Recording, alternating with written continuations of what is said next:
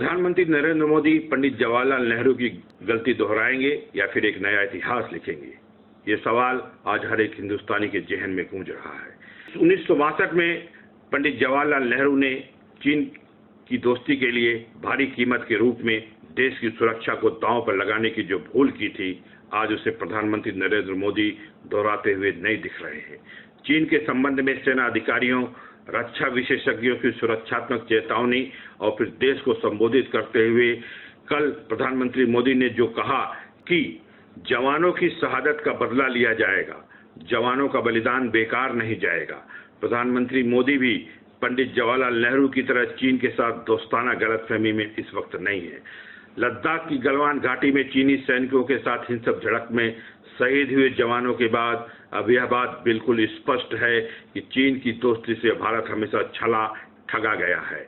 आज के परिप्रेक्ष्य में चीन ने भारत की थल और समुद्री सीमाओं को चारों ओर से घेरने की खतरनाक रणनीति अख्तियार कर रखी है। पड़ोसी देश पाकिस्तान के साथ अब नेपाल को भी अपने जाल में फंसा के भारत के खिलाफ खतरनाक साजिश को अंजाम देने के मूड में नजर आ रहा है चीन। भारत और चीन के बीच उपमहाद्वीप में पैदा हुए भू राजनीतिक तनाव के बीच नेपाल की चीन समर्थक सरकार देश के नए नक्शे को लेकर अपने रुख से पीछे हटने के मूड में नहीं है। नेपाल की इतनी हिम्मत के पीछे चीन का हाथ है। गलवान घाटी में अभूतपूर्व भारत चीन संघर्ष का समय और नेपाली प्रधानमंत्री ओली की क्षेत्रीय महत्वाकांक्षाएं कोई संयोग नहीं है।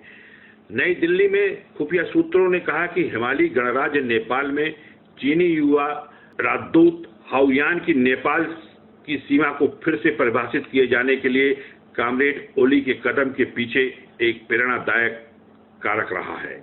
दूसरी ओर प्रधानमंत्री ने चीन के राष्ट्रपति का जब पिछले साल अपने देश में जिस अंदाज से स्वागत किया, उससे यह गलतफहमी बढ़ गई कि चीन भारत को कोई नुकसान नहीं पहुंचाएगा, चीन की ओर से भारत को कोई खतरा नहीं होगा। देश के दुर्भाग्य से यही गलतफहमी पंडित जवाहरलाल नेहरू को भी उस वक्त हो गई थी। पंडित नेहरू ने तो अपनी भूल को अपने जीवन के अंतिम दिनों में स्वीकार कर लिया था। क्या वर्तमान सरकार के प्रधानमंत्री मोदी पंडित नेहरू वाली गलतियों को समय रहते सुधार लेंगे? भारतीय जवानों की शहादत का बदला देश का बच्चा बच्चा लेना चाहता है।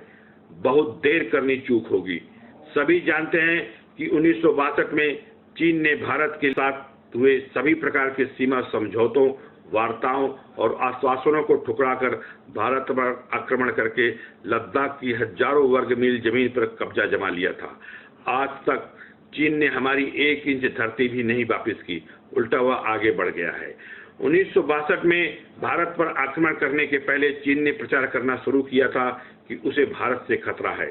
हमले के तुरंत पश्चात चीन के प्रधानमंत्री ने उस वक्त सफाई भी दी थी कि यह सैनिक कार्रवाई सुरक्षा की दृष्टि से की गई है, अर्थात आक्रमणकारी भारत है, चीन नहीं। जबकि सच्चाई उलट थी। उस वक्त भारत हिंदी चीनी भाई भाई के नशे में मस्त था। भारत सरकार को होश तब आया जब चीनी सैनिकों के तोपों के गोले छूटने शुरू हो चुके थे। भारत की सेना को तो युद्ध का उत्तर देने के लिए समय भी नहीं मिला। 32 दिन के इस युद्ध में भारत की 35,000 किलोमीटर जमीन भी गई और ब्रिगेडियर होशियार सिंह समेत 3,000 से ज्यादा सैनिक शहीद भी हो गए। आज भी कुछ हालात वैसे ही हैं। चीन की सरकारी समाचार एजेंसी के मुताबिक पीपल रेवोल्यूशन आर्मी के पश्चिमी थिएटर कमांड के प्रवक्ता चांग शेली का बयान कि पीएलए के आधिकारिक वीवे अकाउंट पर जो पोस्ट किया गया है, उसके मुताबिक भारत सख्ती से अपने सैनिकों को रोके और विवाद खत्म करने के लिए संवाद के सही रास्ते पर आगे बढ़े। ये वैसा ही बयान है जैसा 1962 में दिया गया था। चांग ने अपने बयान में आगे कहा कि भारत और भारत के सैनिक ने अपने वादों का उल्लंघन किया है। एक बार फिर से भारत और भारत के सैनिकों ने एलएसी की सीमा पार की है, जानबूझकर चीनी बलों को उकसाया और भड़काया है, उन पर हमला किया है। इससे दोनों पक्षों में आमने सामने झड़प हुई है और यही हताहत की वजह बनी। उन्होंने कहा कि मैं मांग करता हूं कि भारत अपने सैनिकों को सख्ती से रोके और बातचीत के जरिए विवाद सुलझाए। ऐसी ही कुछ बातें 1962 में भी चीन ने कही थी। यह बात तो जग जाहिर और पूरी दुनिया जानती है कि 1954 में तत्कालीन प्रधानमंत्री पंडित जवाहरलाल नेहरू ने चीन के साथ पंचशील समझौते पर हस्ताक्षर किए थे। दुनिया भर में शांति की स्थापना करने के उद्देश्य पर आधारित ये समझौता हुआ था और पंचशील के 5 सिद्धांतों में से एक दूसरे की सीमा का उल्लंघन न करने का सैन्य समझौता भी किया गया था। इस समझौते को स्वीकार करते समय हमारी सरकार उस वक्त यह भूल गई थी कि शक्ति के बिना शांति अर्जित नहीं होती। हम चीन के जाल में फंस गए। 1960 में भी चीन के तत्कालीन प्रधानमंत्री चाउ एन लाई ने भारत सरकार को अपने शब्द जाल में उलझाकर इस भ्रमजाल में फंसा दिया कि दोनों देश भाई भाई हैं, सभी सीमा विवाद वार्ता की मेज पर सुलझा लिए जाएंगे। वैसा ही कुछ परिदृश्य पीएम नरेंद्र मोदी के समय पर भी नजर आ रहा है। गौरतलब है कि पिछले 2 साल में भारत और चीन के बीच में 2 अनौपचारिक शिखर वार्ताएं हुई हैं। 1 अप्रैल 2018 में चीन के वुहान शहर में हुई, जहां पे कोरोना पैदा हुआ, और दूसरी महाबलेश्वरम में हुई। उस वक्त चीनी राष्ट्रपति शी जिनपिंग का स्वागत देश के प्रधानमंत्री नरेंद्र मोदी ने बड़ी गर्मजोशी के साथ किया था। इन दोनों मौकों पर दोनों देश के नेताओं ने इस बात पर सहमति भी जताई थी कि अपनी सेनाओं को शांति बनाए रखने का निर्देश देंगे। यहीं पर हम चीन के षड्यंत्रकारी जाल में फंस गए। जो भरोसा 1962 में पंडित जवाहरलाल नेहरू की सरकार और पंडित जवाहरलाल नेहरू ने किया था, वही भरोसा नरेंद्र मोदी की सरकार और नरेंद्र मोदी कर बैठे। चीनी घुसपैठ की कोशिश केवल एक जगह से नहीं हुई, एक साथ कई जगहों से की जा रही है। चीनी मामलों के जानकार प्रोफेसर स्वर्ण सिंह का मानना है कि इसके पीछे एक पूरा पैटर्न है। स्वर्ण सिंह चीनी मामलों के विशेषज्ञ हैं। वे कहते हैं कि पिछले साल के आंकड़े बताते हैं कि 650 बार से ज्यादा बार घुसपैठ की कोशिश हुई है। 1962 में चीन के द्वारा भारत पर किया गया सीधा आक्रमण उसका चिर पुरातन षड्यंत्रकारी युद्ध नीति का आधार है, अर्थात पहले दोस्ती करो और फिर पीठ में छुरा घोंपकर अपना राष्ट्र हित साधो। सामरिक मामलों के विशेषज्ञ और सुप्रसिद्ध भारतीय स्तंभकार ब्रह्मचेरानी के अनुसार धोखे से अचानक हमला करने का सिद्धांत चीन में आज से नहीं 2500 साल पहले से है। वहां लिखी एक युद्धकला की पुस्तक में इसका वर्णन भी मिलता है। चीनी लेखक सुनुसु की इस पुस्तक में स्पष्ट लिखा है कि अपने विरोधी देश को काबू करने के लिए उसके पड़ोसियों को उसका दुश्मन बना दो। चीन आज इसी नक्शे कदम पर चल रहा है और इसी लाइन को पकड़कर आगे बढ़ रहा है। भारत के पड़ोस में स्थित सभी छोटे बड़े देशों को आर्थिक सैन्य सहायता देकर अपने पक्ष में एक प्रबल सैन्य शक्ति खड़ी करने में चीन ने सफलता हासिल तो कर ली है। इसी रणनीति के अंतर्गत चीन ने पाकिस्तान को परमाणु ताकत बनाने में मदद की और उसकी मिसाइल क्षमता को मजबूत की है। पाकिस्तान अधिकृत कश्मीर में चीन का सैनिक हस्तक्षेप और आतंकियों के पास से चीन में बने हथियार मिलना, इस सारे क्षेत्र को चीन की सीमा तक जोड़ने के लिए सड़कों का जाल बिछाकर चीन की पहुंच सीधे इस्लामाबाद तक हो जाना, इस साजिश के तहत चीन ने बांग्लादेश, म्यांमार, श्रीलंका इत्यादि छोटे देशों के बंदरगाहों पर अपने अपने युद्धपोत खड़े कर दिए हैं। चीन ने तो भारत के भीतरी इलाकों पर भी अपनी गिद्ध दृष्टि जमा रखी है। हमारी सैन्य और आर्थिक शक्ति को कमजोर करने का वो प्रयास लगातार करता आ रहा है। भारत पाकिस्तान को अस्थायी रूप से बांटने वाली LOC के पार पाक अधिकृत कश्मीर में जहां पाकिस्तान की सेना का भारी जमवाड़ा है, चीन की पीपुल्स लिबरेशन आर्मी के सैनिक डेरा डाले बैठे हैं। भारतीय जम्मू कश्मीर के अभिन्न अंग गिलगित और बल्टिस्तान में चीन की सैनिक टुकड़ियां मौजूद हैं और 1962 की तरह किसी हमले का स्पष्ट संकेत दे रही हैं। भारत के अरुणाचल प्रदेश को तो चीन ने अपना अभिन्न अंग भी घोषित कर रखा है। वास्तव में 1962 में भारत पर चीनी आक्रमण के समय से ही साम्यवादी चीन की कुदृष्टि नेपाल, सिक्किम, भूटान, लद्दाख, अरुणाचल प्रदेश पर जमी रही। उस समय चीन के प्रधानमंत्री चाउ एन लाई ने कहा था कि तिब्बत तो चीन के दाएं हाथ की हथेली है और नेपाल, भूटान, सिक्किम, लद्दाख और अरुणाचल प्रदेश इस हथेली की 5 अंगुलियां हैं। इस पूरे क्षेत्र को हड़पने के लिए चीन के सैन्य प्रयास चल रहे हैं जो कभी भी सीधे युद्ध में बदल सकते हैं। मोदी सरकार को इन बातों से सबक लेना होगा और मोदी सरकार को इन बातों को गौर करना होगा।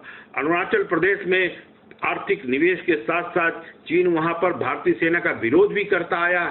जिसे ना तो कांग्रेस की सरकारें रोक पाई और ना ही बीजेपी की सरकार रोक पाई।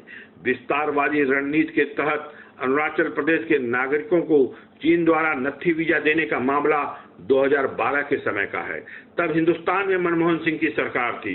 चीन की यह नीति इस हद तक जा पहुंची कि भारत में शरण लिए हुए तिब्बती धर्मगुरु दलाई लामा के अरुणाचल प्रदेश के दौरे पर आपत्ति जताने से भी वह बाज नहीं आता है।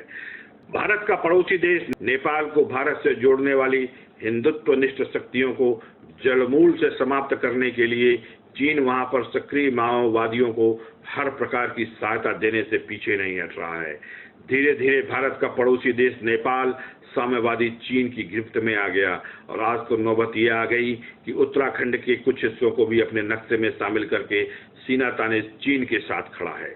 भारत समेत हिमालयी क्षेत्रों की सुरक्षा के लिए नेपाल को विस्तारवादी चीन से बचकर रहना चाहिए था, लेकिन ऐसा नहीं हो पाया। भारत की चीन के संदर्भ में अपनी विदेश नीति को इसी एक बिंदु पर केंद्रित करना चाहिए था, जो नहीं हो पाई। यह चूक भविष्य में खतरनाक भी साबित हो सकती है। इसे देश का दुर्भाग्य ही कहा जाएगा कि 1962 में चीन के हाथों बुरी तरह पराजित होने के बाद भी हमारी सरकारों ने पड़ोसी देश की विस्तारवादी रणनीति को समझने में गंभीर चूक कर दी। चीन जब भी किसी पड़ोसी देश पर हमला करता है तो चीन की सुरक्षा खतरे में है का वातावरण बनाता है, ऐसी हवा तैयार करता है और अपनी इस युद्ध नीति को आधार बनाकर चीन की सेना सीमाओं का अतिक्रमण करके अचानक युद्ध थोप देती है। रात में सो रहे लोगों पर बिना चेतावनी हमला बोल देती हैं और उनके जागने तक अपना काम तमाम करके शांति का झंडा फहरा देना चीन की रणनीति का साक्षात नमूना है। 15-16 जून को भी यही हुआ था और 1962 के युद्ध में भी यही हुआ था। इससे पूर्व चीन ने 1950 में कुटिलता से तिब्बत पर यह कहकर अपना सैन्य अधिकार जमा लिया था। चीन और तिब्बत दोनों की सुरक्षा के लिए यह जरूरी है।